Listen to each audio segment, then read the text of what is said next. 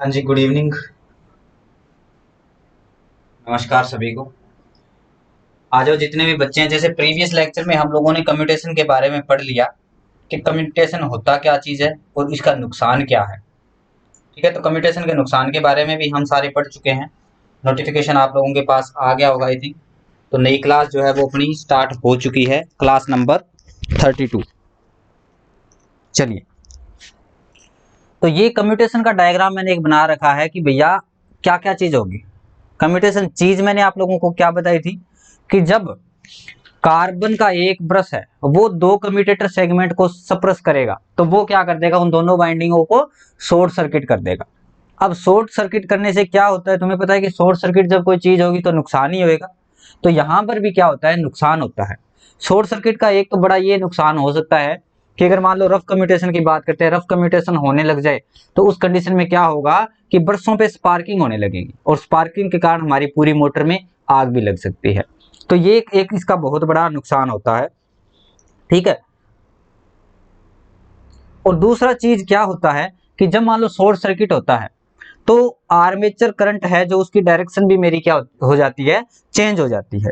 तो आर्मेचर की direction change होती है अगर मान लो दो प्रकार के जो कम्यूटेटर सेगमेंट्स है अगर दोनों एक साथ टच करें उस टाइम पे क्या होगा। ठीक है, अगर मान लो कि तेजी से घूमना स्टार्ट कर दे उस कंडीशन में तब क्या होगा। तो ये सारी की सारी चीजें हम लोगों ने पढ़ी है, यानी कि धारा की डायरेक्शन जो है वो या तो क्या होता है, अगर मान लो स्मूथ कम्यूटेशन की बात करूं तो उसमें करंट की डायरेक्शन मेरी धीरे धीरे चेंज होगी। गुड इवनिंग सीमा जी। दूसरी चीज क्या आती है बच्चे हमारा कि जैसे ही मान लो रफ कम्यूटेशन आ गया तो रफ कम्यूटेशन में चीज क्या होगी, जो करंट की डायरेक्शन है वो बहुत तेजी से चेंज होगी। ठीक है, ये चीज आ जाती है मेरी रफ कम्यूटेशन में। तो आशा करता हूं कि ये चीज तुम्हें समझ आई होगी। इसमें किसी भी बच्चे को किसी भी प्रकार का कोई डाउट, तो तुम्हारे लिए बच्चों एक पीडीएफ सेव कर देता हूं मैं। चलिए, तो यहां तक हम पढ़ चुके हैं चीजें। अब आगे बात करेंगे, नेक्स्ट जो बात करने वाले हैं हम कि भैया कम्यूटेशन को खत्म कैसे कर सकते हैं। कम्यूटेशन के बारे में तो चीज तुम्हें समझ आ गई।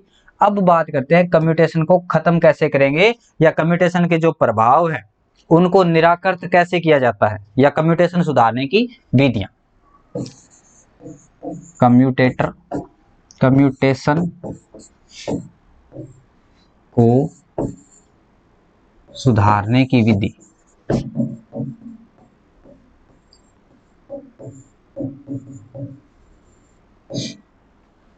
तो एक डायग्राम बनाऊंगा उसके थ्रू सारी की सारी चीजें तुम्हें समझ आ जाएगी कैसे सुधार सकते हैं। तो ये हमारी फेवरेट मोटर जनरेटर जो भी है उसको मैंने बना दिया। यहां पर मैंने क्या लगा दिए, ज्यादा से ज्यादा ना खुद बनाने की कोशिश किया करो मोटर, ये ना देखा करो कि मास्टर जी बना देंगे। ठीक है, तुम लोगों को क्या करनी है, खुद भी बनानी है। ये बना दिया, मान लो मैंने आर्मेचर, आर्मेचर के बाद यहां से एक ये पोल और बना दिया। ठीक है, एक ये पोल बना दिया। अब यहां पर भी क्या कर देता हूं, एक पोल और मैंने ड्रॉ कर दिया। जितना खुद बनाओगे ना ये चक्रव्यूह जैसी शक्ल का, ठीक है, उतना ये तुम्हारा साथ भी देगा। ठीक है, कहीं भी पजल नहीं होगे। तो सुधारने का मेथड क्या होता है, जैसे यहां पर एक वाइंडिंग कर देते हैं हम, जिसके बारे में हम बात कर रहे हैं कि एक वाइंडिंग तो भैया यहां कर दी हमने।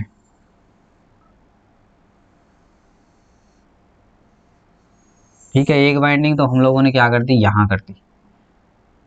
दूसरी वाइंडिंग जैसे इसके थ्रू यहां से निकाली है, यहां पर भी हम लोगों ने क्या करी है, वाइंडिंग करी है, और यहां से भी हम लोगों ने क्या निकाल दिया, तार निकाल दिए। और ये चीज क्या बन गया, इसको बोलते हैं हम टर्मिनल बॉक्स। इसको क्या बोला है माय डियर, टर्मिनल बॉक्स बोला है। ठीक है, अब बात करते हैं कि ये कैसे सुधारेंगे हम, कम्यूटेशन को कैसे सुधारेंगे। इतनी चीज तो जी पढ़ ली हम लोगों ने। तो कम्यूटेशन सुधारने के लिए हम लोग क्या करते हैं, एक मेथड आता है इंटरपोल लगाकर। तो एक मेथड आता है इंटरपोल यूज करके, इंटरपोल यूज करके। ठीक है, अब हमें करना है इंटरपोल यूज, और इंटरपोल यूज करके हम लोग कैसे बनाएंगे। तो इसको बनाने का मेथड ये होगा माय डियर। इंटरपोल चीज क्या होती है पहले तो ये समझना। इंटरपोल ये चीज होती है कि मुख्य फील्ड पोल, जैसे मुख्य फील्ड पोल है, ये भी मेरा क्या है, मेन फील्ड पोल है। यहां पर भी क्या हो जाएगा, मेरा एक इंटरपोल लग जाएगा और यहां पर भी मेरा क्या हो जाएगा, एक इंटरपोल लग जाएगा। तो ये जो चीज बनाई है मैंने, जो तुम्हें वाइट वाइट दिख रही है, ठीक है, जिसको इस हिसाब से मैं कर रहा हूं, तो आ चीज मेरी क्या है बेटा, इंटरपोल है।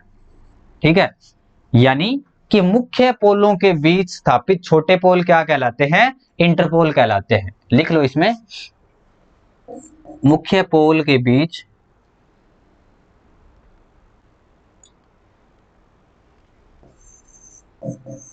मुख्य पोल्स के बीच स्थापित मुख्य पोल के बीच स्थापित छोटे पोल क्या कहलाते हैं, इंटरपोल कहलाते हैं। इंटरपोल कहलाते हैं।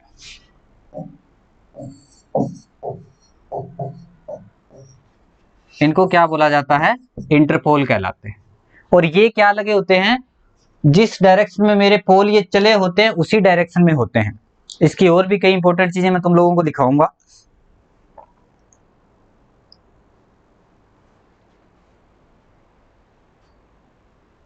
ब्रुस्केटिक प्रकार से न लगने से पार्किंग ऑन कम्यूटेशन ब्रश की आपसी दूरी एक समान ना होना। हाँ जी, हो सकता है बच्चे, ये चीज भी सही है तुम्हारी। ठीक है, चलिए अब बात करते हैं कि इनमें बाइंडिंग कैसे की जाती है। अगर इनके बाइंडिंग की अगर मैं बात करूं, तो यहां पर मैं इसके बाइंडिंग का मेथड जो है वो लिख लेता हूं। तो बाइंडिंग कैसे की जाती है इसमें, आर्मेचर बाइंडिंग तथा इसकी बाइंडिंग, या इसको लिखो, इसको आर्मेचर वाइंडिंग तथा सीरीज फील्ड वाइंडिंग के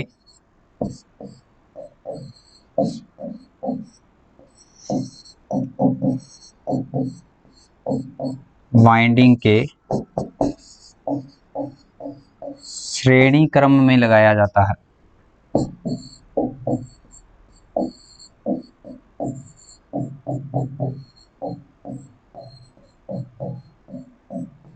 पता लग गया कि इंटरपोल को यूज कैसे किया जाता है, इंटरपोल पे बाइंडिंग कैसे की जाती है।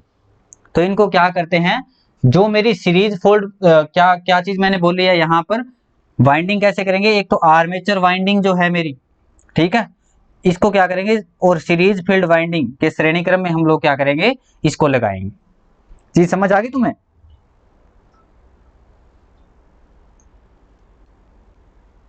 अब एक चीज पूछी जा सकती है कि इंटरपोल की संख्या कितनी हो सकती है। तो यहां से एक चीज और भी लिख सकते हो, इंटरपोल की संख्या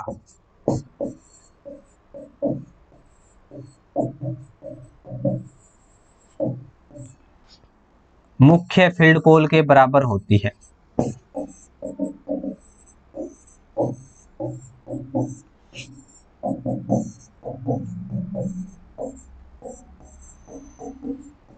मुख्य फील्ड पोल के क्या होती है, बराबर होती है।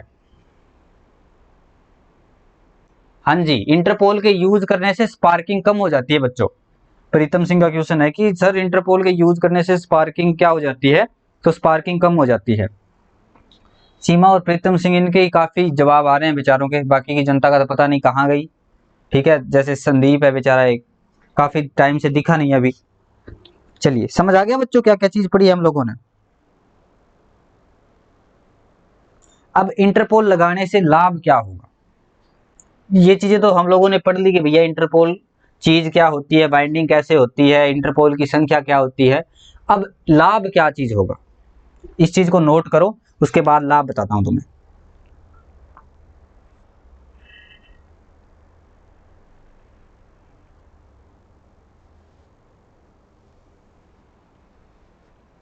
चलिए लिखें आगे, इंटरपोल के लगाने से क्या लाभ होगा। तो यहां पर एक चीज आप लोग लिखोगे कि जो कम्यूटेशन के कारण जो मेरी स्पार्किंग होगी वो क्या हो जाएगी, खत्म हो जाएगी। और स्पार्किंग खत्म होने का रीजन क्या है,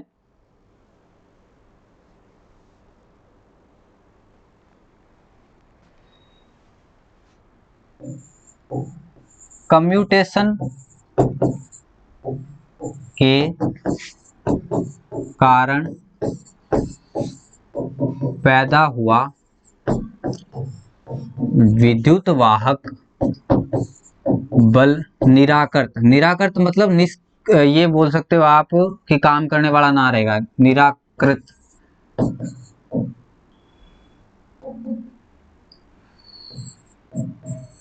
निराकृत हो जाता है, अतः ब्रशों पर स्पार्किंग भी क्या हो जाएगी, ब्रशों पर स्पार्किंग भी कम हो जाती है। ठीक है, ये फायदा मिलेगा हमें इंटरपोल यूज करने से। ठीक है, और इंटरपोल यूज करने से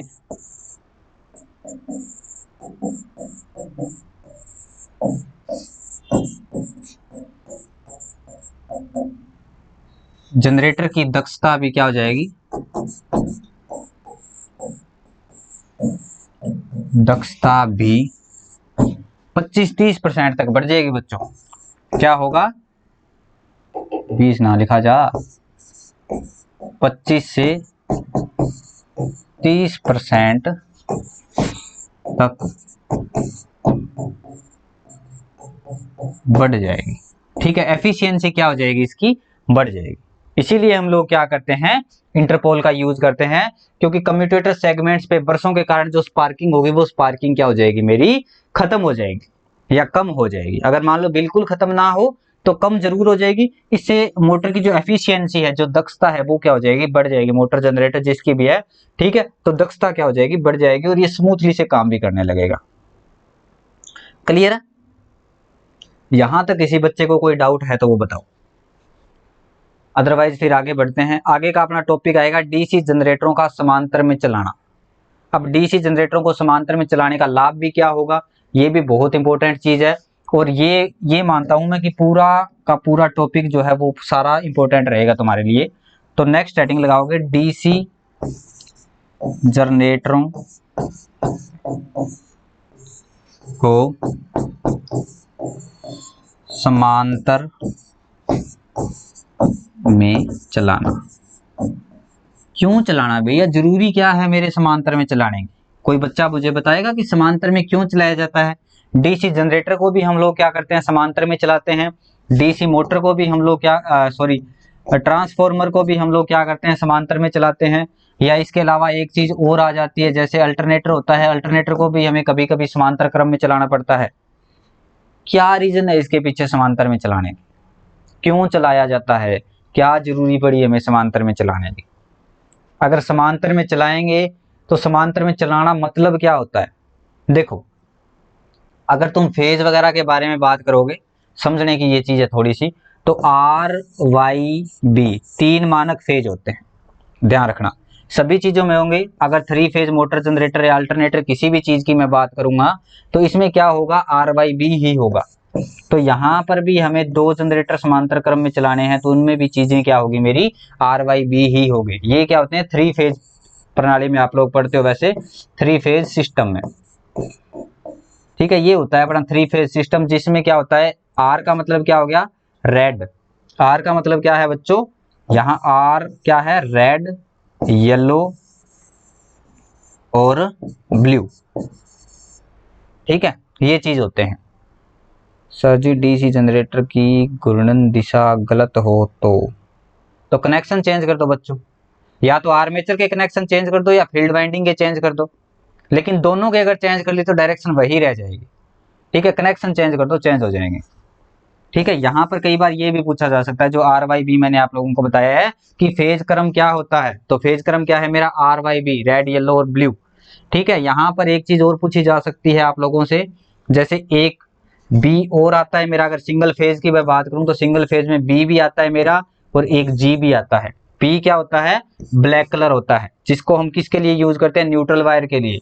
और जी जो होता है हमारा ग्रीन वायर, वो किस लिए यूज होता है, तो वो होता है अपना अर्थिंग के लिए। ठीक है, क्लियर है? यहां तक किसी बच्चे को कोई डाउट? आगे हम बात करेंगे कि डीसी जनरेटरों को समांतर में क्यों चलाया जाता है। क्या कारण है डीसी जनरेटरों को समांतर में चलाने से लाभ क्या होगा? चलिए, पहले तो एक चीज ध्यान रखना कि डीसी जनरेटर को समांतर में इसलिए चलाया जाता है, मान लो कि अपना तो छोटा सिस्टम होता है, लेकिन अगर पूरे देश की सप्लाई पे बात आ जाए और यहाँ पर क्या है, मैंने सिर्फ एक ही जनरेटर लगा रखा है। कुछ ऐसी चीजें होती है जहां पर अगर सप्लाई 1 सेकंड के लिए भी कट कर जाए तो वहां बहुत बड़ा नुकसान हो सकता है।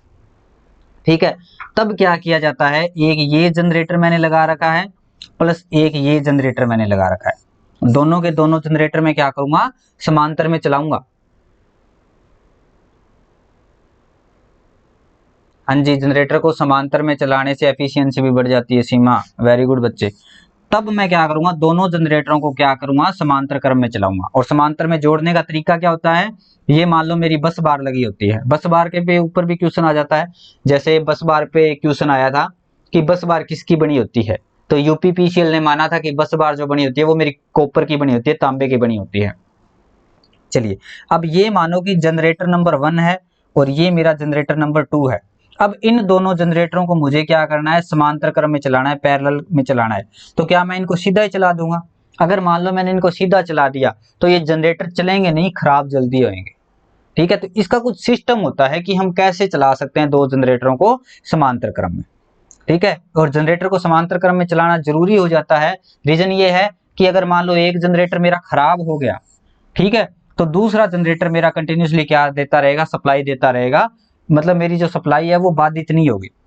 इससे क्या हो जाएगा, जैसे सीमा ने बताया कि सर जनरेटर को पैरेलल में जोड़ के चलाने से सिस्टम की एफिशिएंसी भी बढ़ जाती है। बिल्कुल बच्चे, दक्षता जो है वो बढ़ जाती है। हमें डरने की जरूरत नहीं होती कि लाइट चली गई, इसको रिपेयर होने में कितना टाइम लगेगा, क्या कुछ होगा, या इसके कनेक्शन करने में मुझे कितना टाइम लगेगा। इससे अच्छा है कि इन दोनों को पैरेलल में ही चला दिया जाए। ठीक है, थोड़ा सा नुकसान कुछ चीजों का होता है, लेकिन इसका फायदा भी मिलता है। समझ आ गई बात? तो दो जनरेटरों को समांतर क्रम में चलाने के लाभ भी होते हैं और चलाने के तरीके क्या होते हैं इसके बारे में बात करते हैं। दो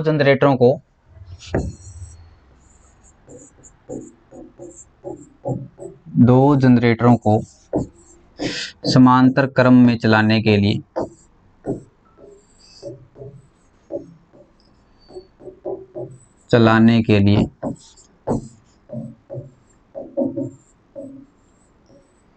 निम्न शर्तों को पूरा करना आवश्यक है।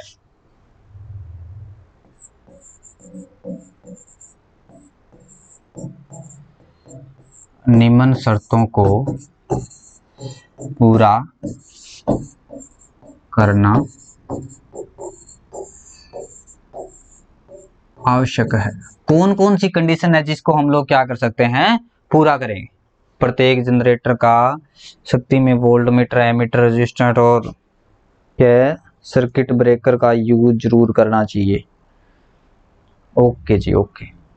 चलिए,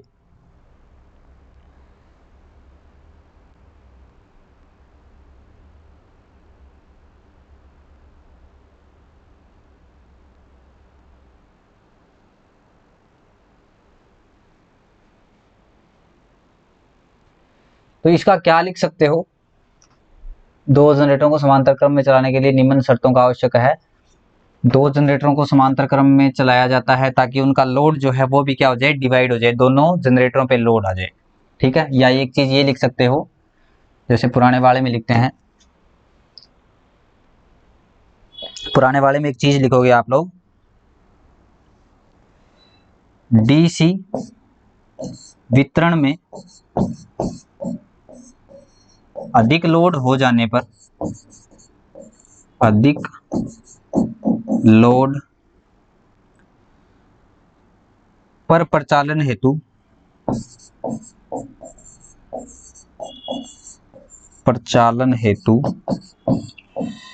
दो जनरेटरों को समांतर में चलाया जाता है।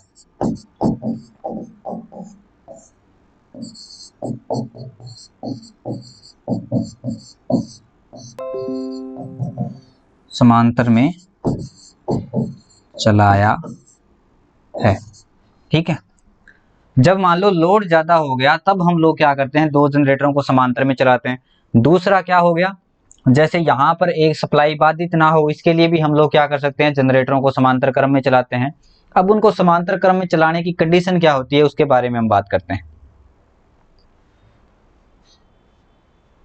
ठीक है, आवश्यक शर्त क्या होगी, तो आवश्यक शर्त होगी बच्चों, पहली तो क्या होना चाहिए, उनका फेज क्रम जो है वो समान होना चाहिए। फेज क्रम क्या होना चाहिए, समान होना चाहिए। ये क्वेश्चन एक इंटरव्यू दिया था मैंने, उसमें पूछा गया था मेरे से परमाणु अनुसंधान केंद्र का। हालांकि सिलेक्शन उसमें मेरा हो नहीं पाया, इंटरव्यू तक ही पहुंच पाया था मैं। ठीक है, उसमें सिलेक्शन नहीं हुआ मेरा। फेज क्रम क्या होना चाहिए, इसका समान होना चाहिए। फर्स्ट टाइम था और उस टाइम पे इतना नॉलेज नहीं था कि इंटरव्यू वगैरह कैसे होते हैं, तो मैं ढंग से बोल भी नहीं पाया।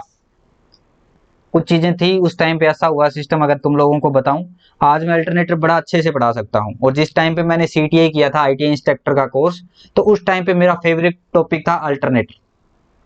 वहां जाके एग्जामिनर ने मेरे से एक क्वेश्चन पूछा कि बेटा अल्टरनेटर के बारे में कुछ बताओ। मैं उसको अल्टरनेटर की परिभाषा तक नहीं बता पाया। बहुत कॉन्फिडेंस था मुझे कि मुझे सारा आता है, थ्योरी वगैरह सब आती है मुझे, लेकिन वहां जाके मैं बिल्कुल नर्वस हो गया। बोलने का तरीका नहीं था मुझे कि कैसे किसी के साथ बोला जाता है, कैसे अपने जवाब दूं। वहां पे पूरी कमेटी बैठी थी जिसमें 7-8 लोग बैठे थे। ठीक है, अब तो चाहे अल्टरनेटर पूछ लो, जनरेटर पूछ लो, अगर उस टाइप का कोई कंपटीशन हो तो आराम से निकाल देंगे। लेकिन वो एक टाइम था जिस टाइम पे मैंने परमाणु अनुसंधान केंद्र का इंटरव्यू दिया था, एग्जाम क्रैक किया था मैंने, देन उसके बाद इंटरव्यू था। लेकिन उसके अंदर जनरल की सिर्फ 7 ही सीटें थी मेरे ख्याल से, टोटल 7 सीटें थी।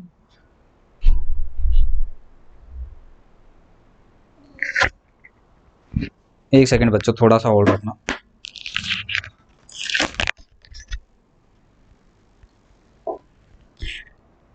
तब तक तुम इस चीज को करो।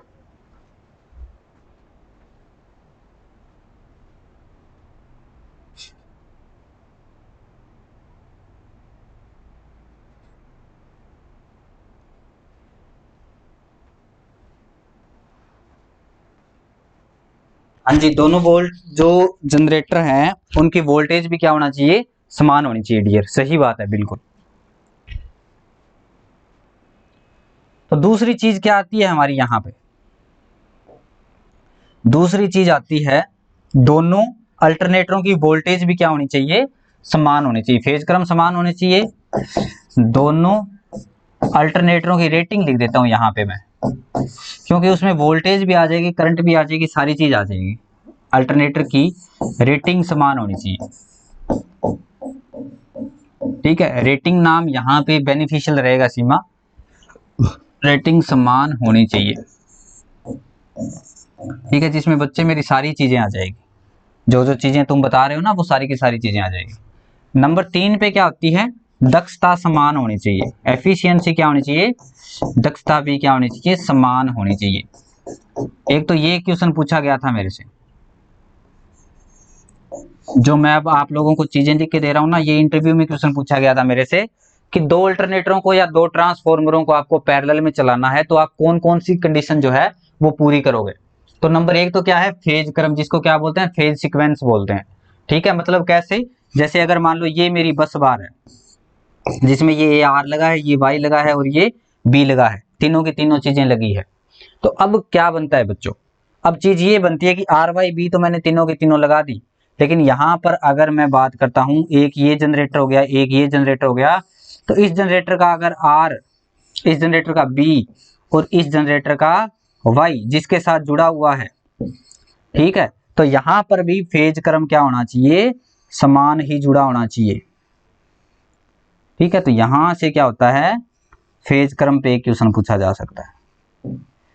तो जब दोनों अल्टरनेटरों का क्या होना चाहिए, फेज क्रम समान होना चाहिए। ये लो भैया, फेज क्रम हम लोगों ने समान बना दिया।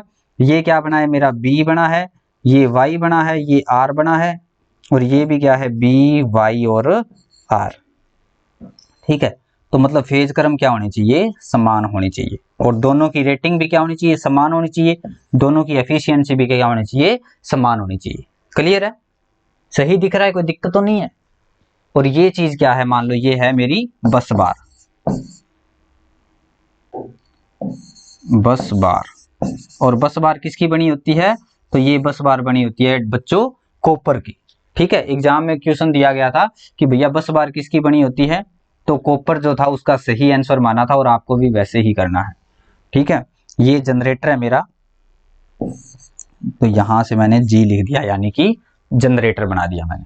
और डीसी लगाने के लिए नीचे क्या लगा देते हैं, आप एक डंडा लगा देते हैं। अगर बात करूं मैं मोटर या जनरेटर की, तुम्हारे सामने ना इस हिसाब से कुछ बना के दे दिया जाए तुम्हें, और इस हिसाब से एम लिख के अगर इस हिसाब का बना दिया जाए, तो ध्यान रखना हम डीसी की बात कर रहे हैं। अगर मान लो कि तुम्हारे सामने एम लिख के और इस प्रकार का सिंबल बना दिया जाए, तो वो मोटर कौन सी होगी, मेरी एसी की। तो ये कौन सी है, एसी मोटर, और ये कौन सी है, डीसी मोटर।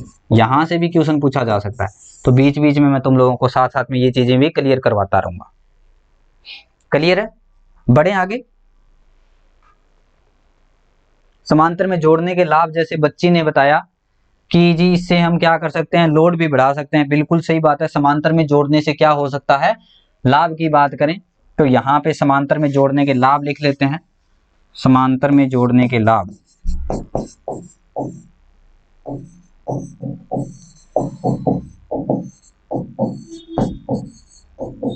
लाभ क्या होंगे, एक तो इससे क्या हो सकता है डियर, लोड बढ़ाया जा सकता है।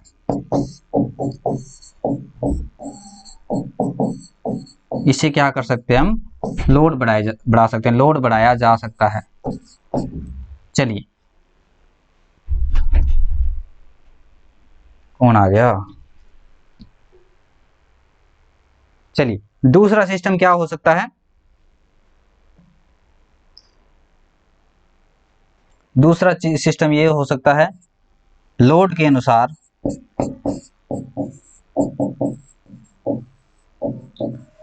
जनित्र को कम या ज्यादा किया जा सकता है।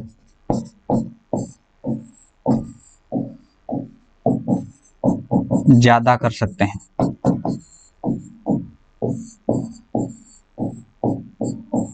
ठीक है, जनित्र को कम या ज्यादा का मतलब क्या है, जनरेटर की संख्या जो है वो भी हम बढ़ा सकते हैं बच्चों, ध्यान रखना।